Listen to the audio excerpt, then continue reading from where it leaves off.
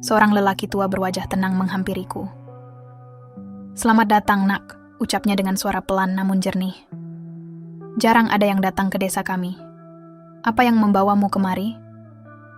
Ragu sejenak, aku menjawab, "Maaf, Pak, saya tersesat. Saya mendaki Gunung Kawi, tapi kabut turun dan saya kehilangan arah." Sesekali suara burung malam dan hembusan angin menerobos dedaunan, menciptakan melodi alam yang familiar. Namun, tak lama kemudian, aku merasakan sesuatu yang tidak biasa. Angin terasa lebih dingin, dan beberapa bisikan pelan seolah berbicara dari kejauhan. Aku mencoba mengabaikannya. Mungkin itu hanya suara angin atau hewan malam. Tapi semakin jauh aku melangkah, suara itu semakin jelas, bisikan samar yang tak ku mengerti. Namun terdengar sangat nyata. Di tengah perjalanan, bau dupa samar mulai tercium, melayang di udara seakan muncul dari tanah. Aroma itu tidak terlalu kuat, tetapi cukup untuk membuatku berhenti sejenak dan bertanya-tanya.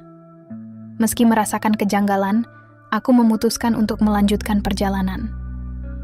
Saat melangkah lebih jauh, bayangan aneh melintas di sudut mataku.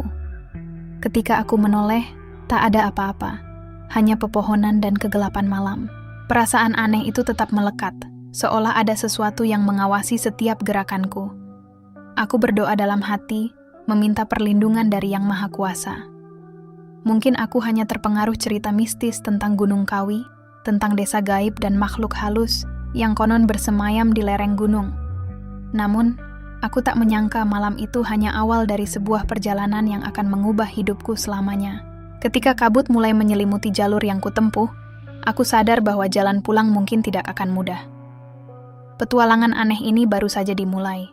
Kabut tebal tiba-tiba turun, seperti tirai yang menutupi seluruh pandanganku. Kabut di gunung memang biasa terjadi, tetapi ini terasa berbeda, terlalu pekat dan muncul begitu cepat, seolah membawa aku ke dunia lain. Aku mencoba mengikuti jalur yang biasa, tetapi semakin jauh melangkah, kabut justru makin pekat. Semua menjadi bingung, seolah jalur itu berubah. Panik mulai merayap saat aku sadar mungkin tersesat. Dalam hati, aku menanjatkan doa, berharap Yang Maha Kuasa melunturkan kembali ke jalan yang benar. Namun, setiap langkah justru membawaku lebih dalam ke hutan yang asing. Suasana di sekitar semakin aneh. Hutan yang tadinya menenangkan kini terasa mencekam, seolah ada mata-mata tak kasat yang mengawasiku. Ketika hampir putus asa, aku melihat cahaya kecil berkedip di kejauhan, seperti lentera yang menyala di tengah kabut. Cahaya itu tidak terlalu terang, tetapi cukup untuk memberiku harapan. Mungkin ada orang lain di sini. Aku mengikuti arah cahaya, meski perasaan ragu menyelimuti hatiku. Setiap langkah maju terasa berat, namun aku terus maju, berusaha melawan ketakutan. Begitu mendekati cahaya, kabut di sekitarku perlahan mulai menipis, mengungkapkan sebuah jalan setapak yang tidak kutemui sebelumnya. Jalan itu melengkung di antara pohon-pohon besar yang tampak lebih tua. Hatiku sedikit lega, meski ada sesuatu yang terasa tidak benar. Kabut sepenuhnya menghilang, dan di depan mataku terbentang sebuah desa. Rumah-rumah besar dengan arsitektur kuno berdiri berjajar, terlihat indah meski suram. Aku terpana oleh kemegahan yang misterius. Meski hatiku memberitahu untuk pergi, ada dorongan untuk melihat lebih dekat. Aku melangkah perlahan, terpesona oleh desa yang tiba-tiba muncul. Semua tampak terlalu megah untuk sebuah desa terpencil. Rumah-rumah itu besar, dengan dinding kayu ukiran halus yang berkilau. Di halaman depan terdapat taman-taman kecil dengan bunga-bunga langka. Meski suasananya memikat, ada hal yang membuat bulu kudukku berdiri. Setelah beberapa saat, samar-samar aku melihat sosok-sosok bergerak di antara rumah-rumah.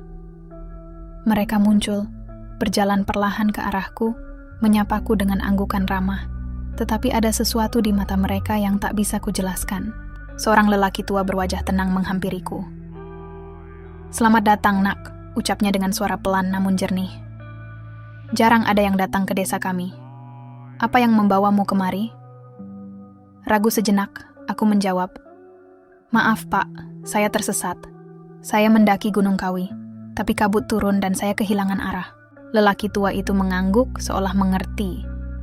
Gunung Kawi memang sering membawa orang ke tempat tak terduga, katanya sambil tersenyum. Tinggallah di sini dulu, istirahatlah. Kami akan memperlakukanmu dengan baik. Rasanya tidak sopan untuk menolak tawarannya. Aku mengikuti lelaki tua itu, berjalan melewati rumah-rumah megah yang sepi. Suasana sungguh tak wajar, seolah desa ini bukan untuk manusia biasa. Lelaki tua itu membawaku ke sebuah rumah yang lebih besar dari yang lain, dengan pintu kayu berukiran naga. "Masuklah," katanya, membuka pintu dan mempersilahkanku. Begitu masuk, aroma dupa menyergap hidungku, menambah suasana mistis. Ruangan itu dihiasi benda-benda antik yang tampak mahal, dari keris berkilau hingga kain batik halus yang disampirkan di dinding.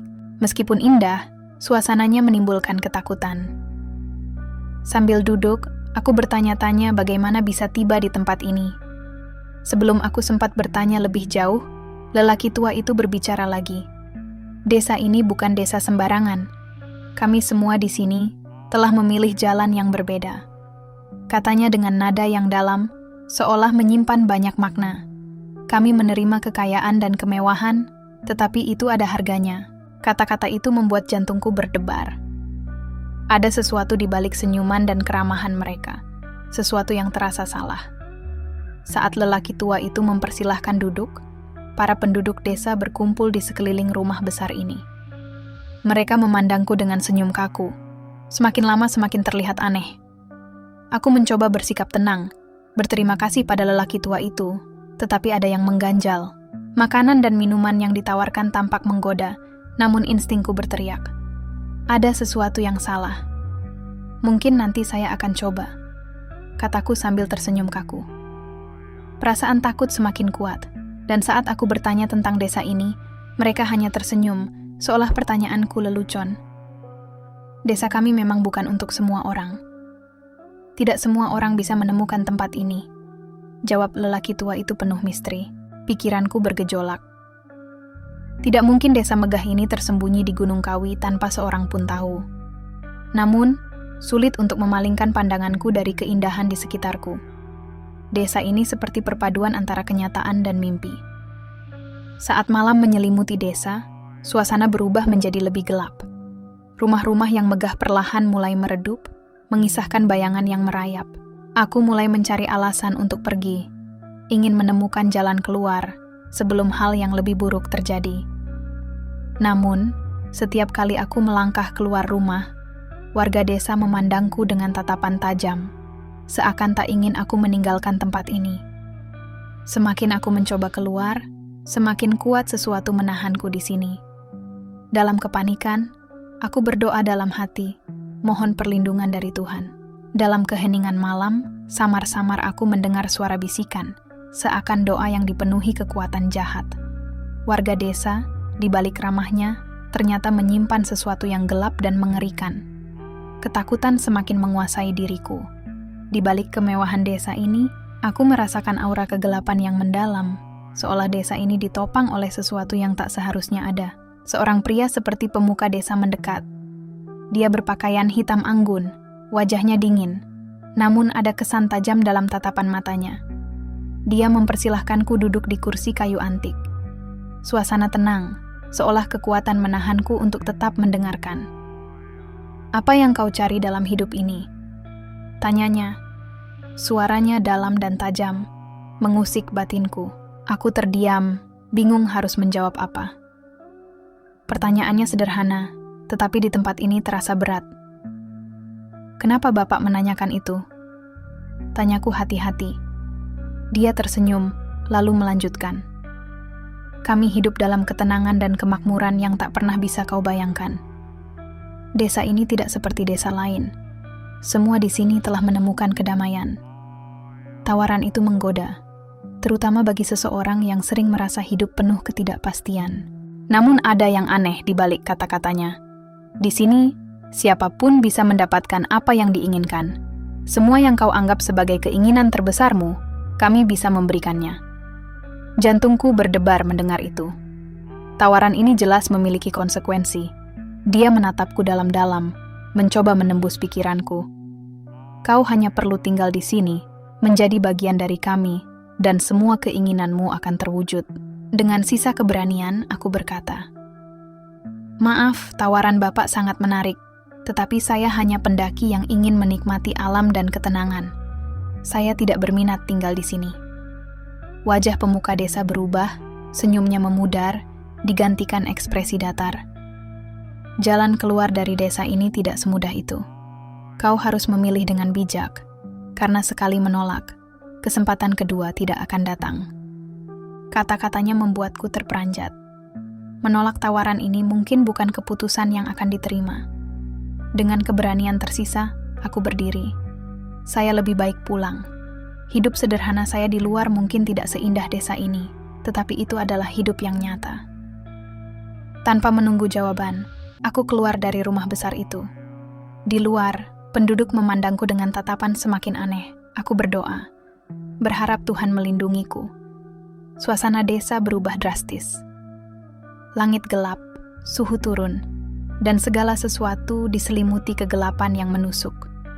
Aku berjalan cepat, meninggalkan rumah besar, dan penduduk yang memandangku dengan tatapan yang semakin menakutkan. Malam semakin larut.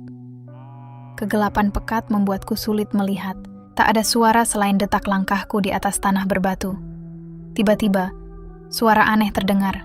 Bisikan lembut yang entah dari mana. Suara itu menyerupai doa, tetapi terasa janggal, seperti doa orang tersiksa. Ketakutan menyeruak. Semakin aku melangkah, semakin terasa ada sesuatu yang mengikutiku. Bayangan-bayangan bergerak di antara rumah-rumah besar yang kini tampak seperti siluet suram. Di salah satu rumah, sosok bayangan berdiri diam, menatapku dengan tatapan kosong. Sosok itu tampak pucat, seperti boneka hidup. Aku mundur, tetapi di rumah lain, sosok serupa muncul. Hampir setiap rumah kini memiliki sosok aneh itu di jendelanya. Mereka semua menatapku, cangkang kosong tanpa jiwa. Dalam ketakutan, angin dingin bertiup, dan aku merasakan sesuatu menyentuh bahuku. Aku berbalik, terkejut melihat penduduk desa berdiri tepat di belakangku. "Kau tak akan bisa pergi," bisiknya, suaranya dingin. Dengan panik, aku berlari sekuat tenaga. Tak tahu harus berlari kemana, tetapi jelas aku harus menjauh dari tempat ini. Setiap kali aku menoleh, bayangan-bayangan gelap mengejarku. Dalam kepanikan, aku berdoa, berharap Tuhan memberikan jalan keluar. Setelah berlari tanpa arah, aku berhenti di depan sebuah bangunan tua tersembunyi di sudut desa. Gudang kayu usang itu berbeda dari kemewahan rumah lain. Segera, aku merasakan tempat ini menyimpan jawaban. Begitu mataku menyesuaikan diri dengan kegelapan, rak-rak kayu berisi benda-benda aneh, patung kecil, dan sesajian layu terlihat. Di sudut, aku menemukan selembar kain menutupi sesuatu. Mengangkat kain itu, aku melihat lukisan wajah-wajah penuh kesakitan. Mereka menatapku, menyampaikan sesuatu tanpa suara, hanya ekspresi ngeri dan putus asa. Dari kejauhan, terdengar ratapan semakin nyaring. Aku menutup mata, berdoa agar keberanianku tetap utuh. Saat membuka mata, ada seseorang berdiri di depanku. Penduduk desa, wajahnya biasa di siang hari, kini tampak pucat. Ia tanpa berusaha menyampaikan sesuatu. "Mereka semua terjebak di sini," katanya pelan. "Orang-orang yang tergiur kekayaan abadi. Mereka datang ke desa ini, menginginkan harta, tetapi tak pernah bisa kembali." Ketakutan menyergapku. Aku terpaku. Setiap orang yang tinggal di sini telah menyerahkan jiwa mereka. Desa ini adalah tempat bagi mereka yang menjual diri demi kekayaan. Kata-katanya bagai tusukan tajam dalam pikiranku. Aku mulai memahami bahwa desa ini bukanlah tempat biasa. Di balik kemewahannya, desa ini adalah perangkap. Tempat bagi mereka yang menyerah pada ambisi duniawi. Saat berlari, aku sadar jalan keluar tak lagi tampak. Semua jalur yang kutempuh seperti berputar, membawaku kembali ke pusat desa. Desa ini hidup menolakku untuk pergi. Kegelapan semakin pekat, dan sosok-sosok tanpa jiwa terus mengintai. Dalam kepanikan, aku berdoa, berharap menemukan jalan keluar. Setiap langkah terasa sia-sia, membawa kembali ke pusat desa. Sementara suara derap langkah terdengar di belakangku, Penduduk desa berdiri berjajar, wajah mereka kini tak lagi ramah. Mereka menatapku kosong, tetapi ada niat mengerikan dalam tatapan mereka. "Mengapa kau ingin pergi begitu cepat?" tanya pemuka desa. "Bukankah kau datang untuk mencari ketenangan? Ada keinginan dalam diriku. Tawaran untuk tinggal dan merasakan semua kemewahan desa ini menggoda. Namun, suara kecil dalam hatiku mengingatkan akan bahaya di balik tawaran itu. Dengan tegas, aku menggeleng, menepis godaan. Saya tidak butuh kekayaan terikat pada hal-hal seperti ini." Pemuka desa hanya tersenyum, tetapi senyumnya berubah menjadi seringai menakutkan. Warga desa lainnya semakin mendekat, suara tawa dan bisikan mulai memenuhi udara, menambah suasana mencekam. Seorang penduduk wanita yang tampak iba mendekat. "Jika kau ingin keluar, tinggalkan sesuatu yang berharga." Aku terdiam, bingung. Apa yang harus kutinggalkan? Jika tidak segera menemukan jawabannya, aku bisa terjebak di desa ini selamanya. Wanita itu menatapku serius. "Tinggalkan sesuatu yang mengikatmu pada dunia ini. Jika tidak, kau takkan pernah bisa pergi." Kata-katanya membuatku merenung. Perlahan, aku sadar apa yang harus kukorbankan. Sesuatu yang berharga dalam hidupku. Dengan napas tertahan, aku bersiap untuk mengorbankan apa yang paling berarti. Dalam hati, aku berusaha memahami apa yang ia maksud. Perlahan, pikiranku kembali ke masa lalu. Wajah keluargaku, doa-doa untuk mereka setiap malam. Ketenangan saat mendaki gunung sebagai pelarian dari hiruk-pikuk hidup. Namun, aku harus meninggalkan salah satu kenangan itu jika ingin selamat. Dengan hati berat, aku meninggalkan ketenangan yang selalu kudapatkan di gunung. Seketika, aku merasakan perasaan aneh, seolah sebagian dari diriku terlepas, meninggalkan kekosongan di hati. Namun, kabut di sekitar mulai melipis, jalan setapak menuju luar desa perlahan terlihat. Tanpa berpikir panjang, aku melangkah menuju jalan itu. Perasaanku hampa. Ketika menoleh ke belakang, melihat desa untuk terakhir kalinya, aku melihat warga desa menatapku dengan senyuman dingin. Mereka tampak puas, seakan tahu apa yang telah mereka ambil dariku. Pemuka desa melambai padaku dengan tatapan tajam. Dengan langkah mantap, aku keluar dari desa itu, meninggalkan kenikmatan semu dan misteri. Setelah beberapa langkah, suasana semakin terang. Kabut perlahan menghilang, suara hutan kembali terdengar. Jangkrik, burung, dan angin berbisik di pepohonan. Namun, ada yang janggal. Hatiku terasa hampa, seolah ada bagian dari diriku yang tertinggal di desa itu. Saat menghampiri jalur pendakian, seorang pendaki lain melihatku. "Mas, dari mana saja?" "Saya mencarimu," katanya cemas. Dia adalah teman pendakian yang menungguku di titik awal. Aku berusaha tersenyum, meski hati ini terasa kosong. "Aku tersesat sebentar," jawabku singkat. Tak mungkin menceritakan pengalaman di desa gaib itu. Sepanjang perjalanan pulang, aku merenung. Meskipun telah kembali, rasanya tak sepenuhnya utuh. Sebagian dari diriku, terutama kenangan akan kedamaian, kini hilang, tergantikan oleh kekosongan. Desa itu telah mengambil sesuatu dariku sebagai harga keselamatan. Tidak ada yang benar-benar gratis. Setiap keputusan dan keinginan memiliki harga. Sejak kejadian itu, aku tak pernah lagi mendaki Gunung Kawi. Hutan yang dulu menjadi tempatku mencari ketenangan kini terasa asing dan menakutkan. Meski sudah kembali ke dunia nyata, bayangan desa gaib itu terus menghantuiku. Setiap malam, aku merasa dipanggil kembali, seolah mereka ingin aku kembali untuk membayar lebih dari sekadar kenangan. Akhirnya, aku hanya bisa berdoa, memohon perlindungan dari Allah Subhanahu wa Ta'ala, agar tak tergoda kembali ke sana. Namun, jauh di dalam hatiku, aku tahu bahwa bagian dari diriku telah tertinggal di desa itu, di lereng misterius Gunung Kawi, selamanya tak akan kembali.